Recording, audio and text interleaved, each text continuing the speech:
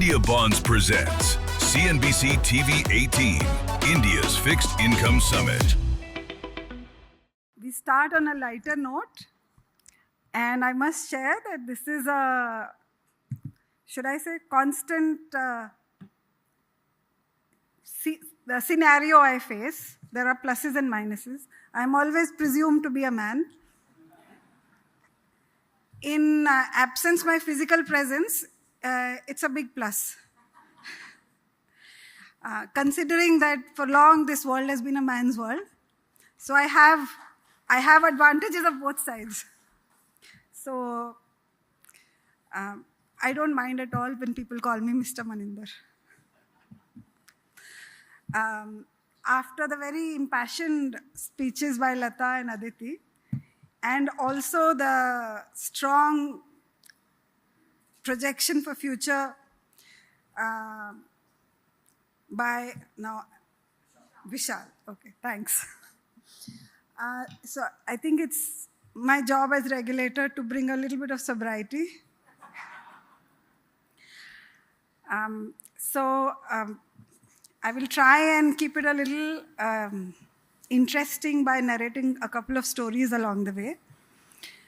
So, distinguished representatives from, and let me acknowledge, I think I cover everyone when I say the stock exchanges, depositories, clearing corporations. Do we have debenture trustees here? Okay, maybe.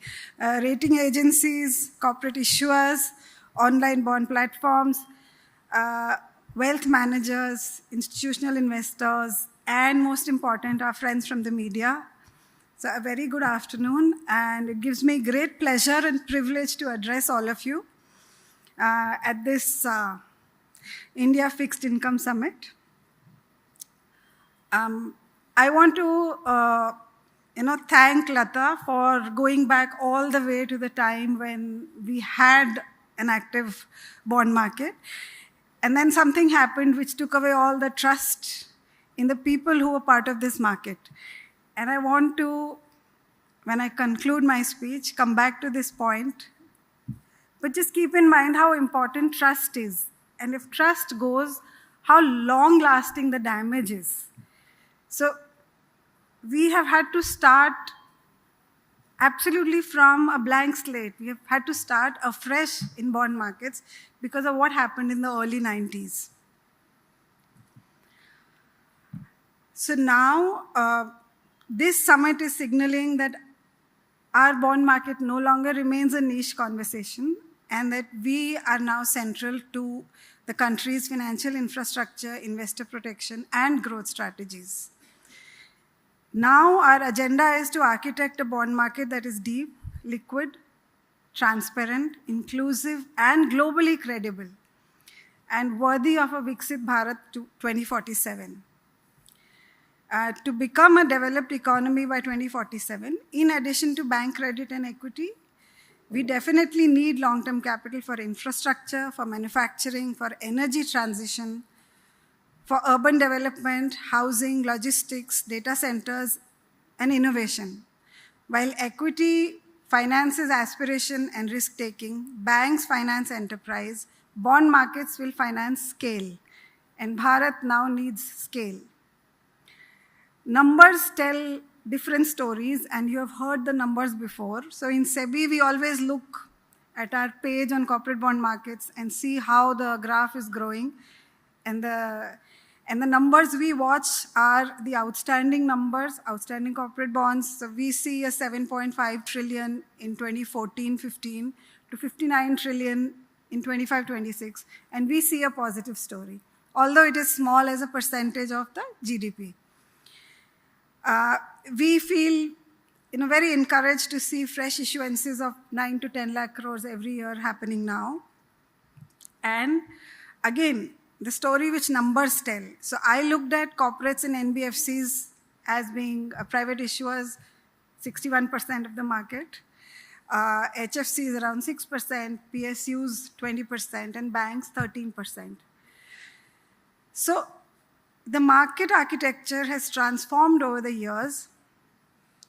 And here I want to narrate a story. I was handling corporate bond markets from 2009 to 12.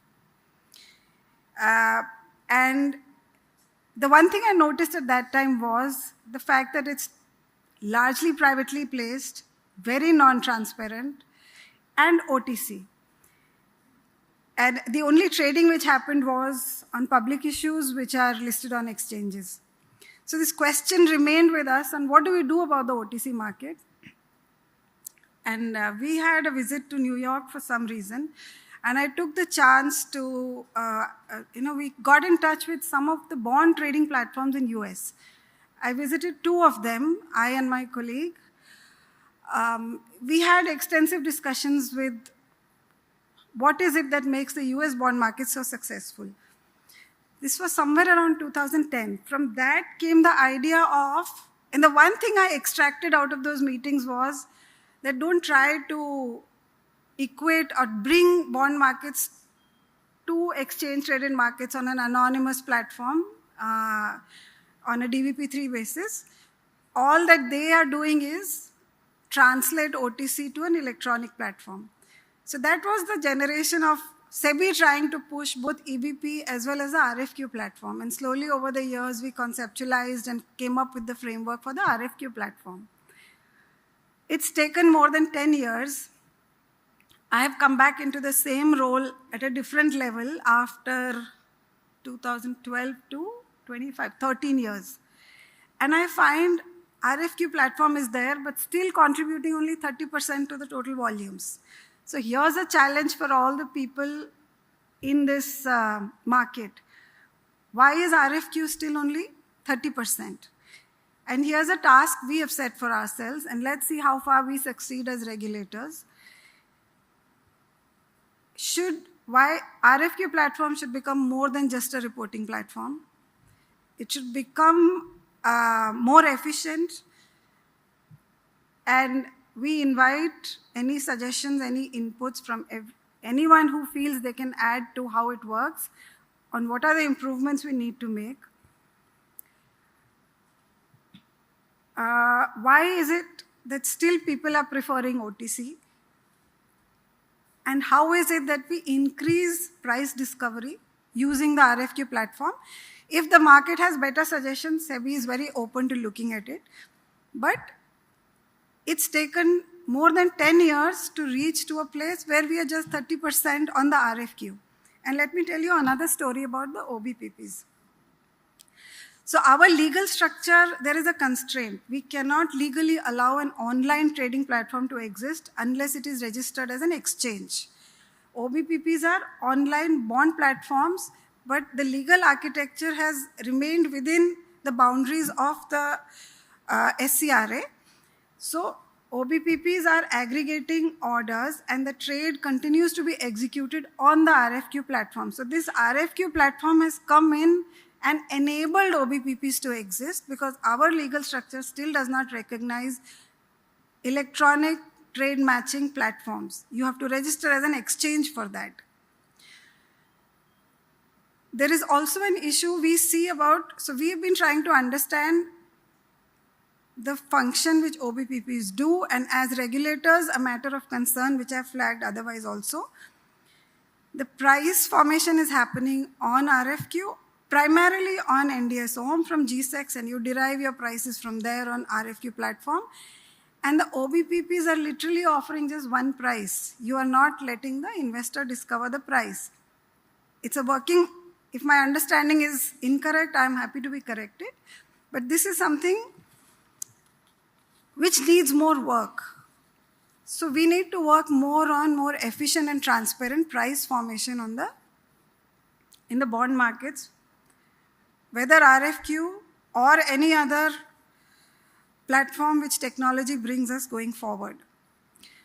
SEBI also launched Bond Central, a centralized database which strengthens information architecture in bond markets. So pricing again is a function of information availability in bond markets. And something which we continuously work on. My sense is even today, there is incomplete information available on all bonds available for trading. So markets will become deep only when information is standardized, accessible, and trusted.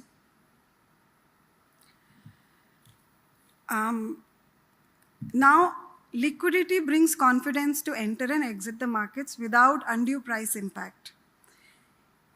And the assurance that the bonds are priced on fundamentals.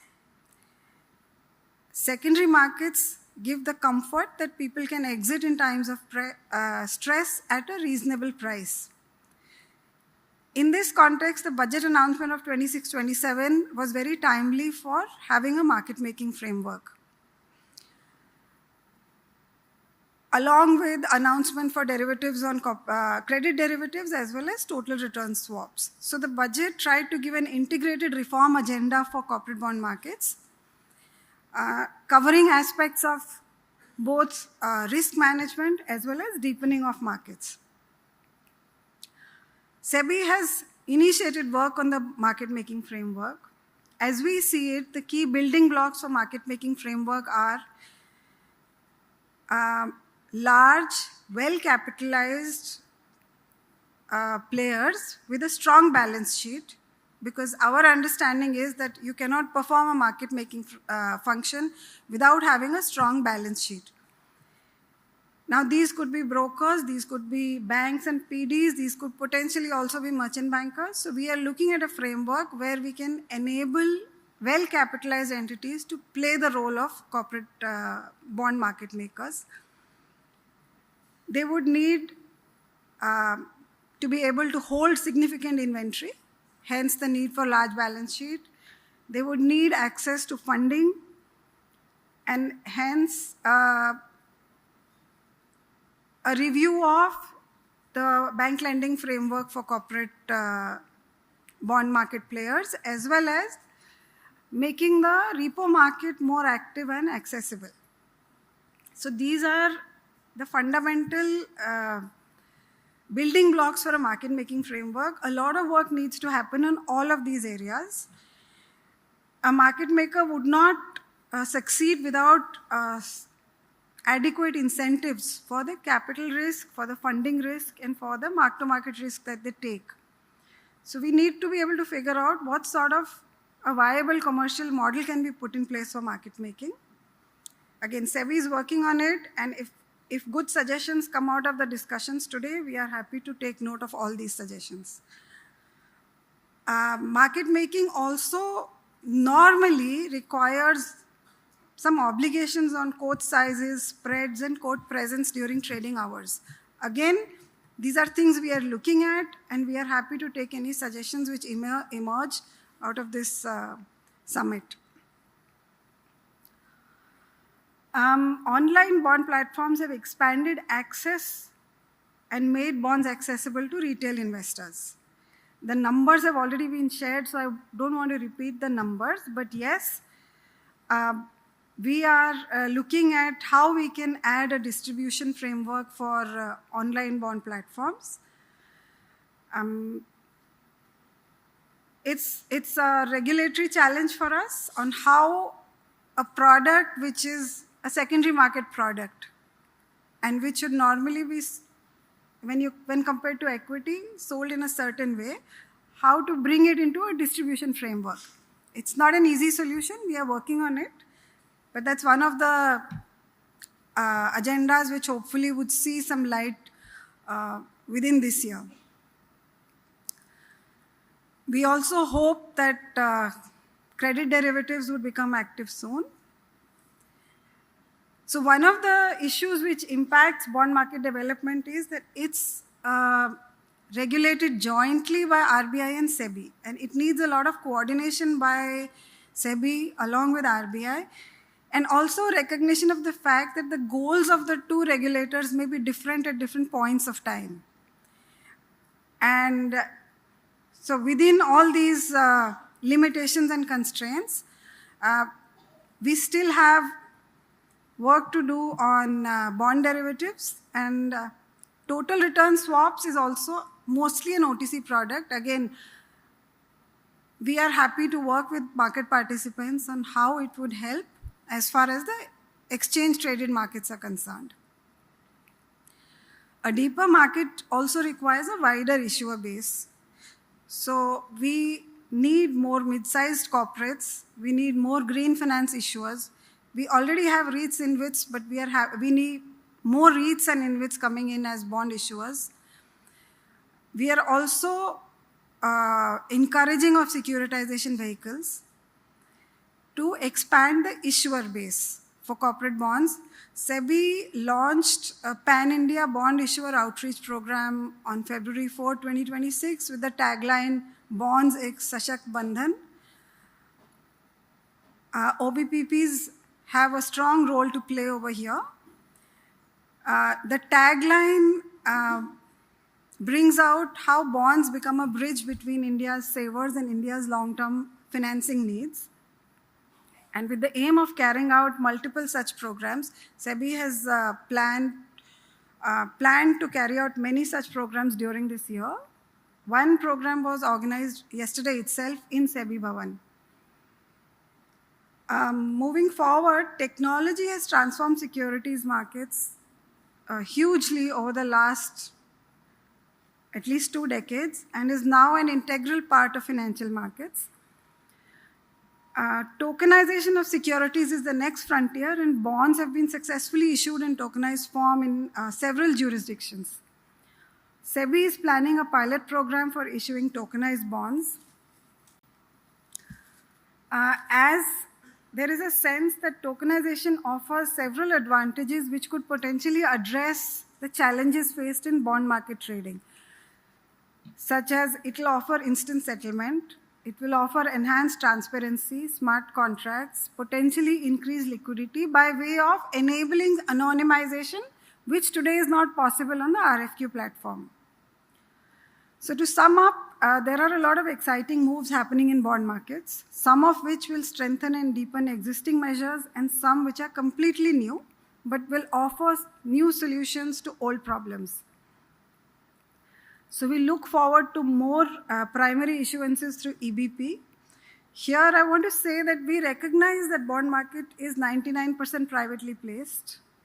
We recognize the fact that OBPPs are the channel which take this private placement down to the retail investors. It's a model which is very different from what has happened in the equity markets. We recognize this model. And in this context are the concerns on pricing. So those need to be addressed.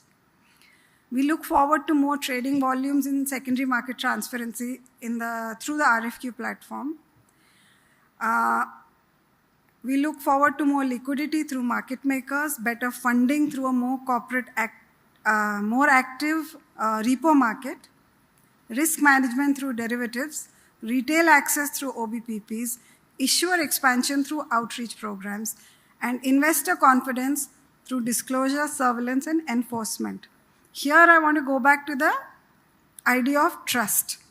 A bond market is ultimately a market of trust, a promise of payment, truthful disclosure, fair markets, vigilant regulation, and reliable exit. SEBI's role is to protect that promise, but no regulator can build this market alone. Trust has to come from the players in the market. We can watch, we can act after trust is broken. Trust must not be broken, because after trust is broken, it is already too late. So every stakeholder, issuers, intermediaries, market makers, platforms, trustees, rating agencies, investors, exchanges, depositories, all of them must play their part with discipline and integrity. Let this summit mark the shift from discussion to decisive action. A vibrant, liquid, transparent, and trusted bond market will finance our ambitions, lower the cost of capital, protect investors, and power the rise of Viksit Bharat. Thank you.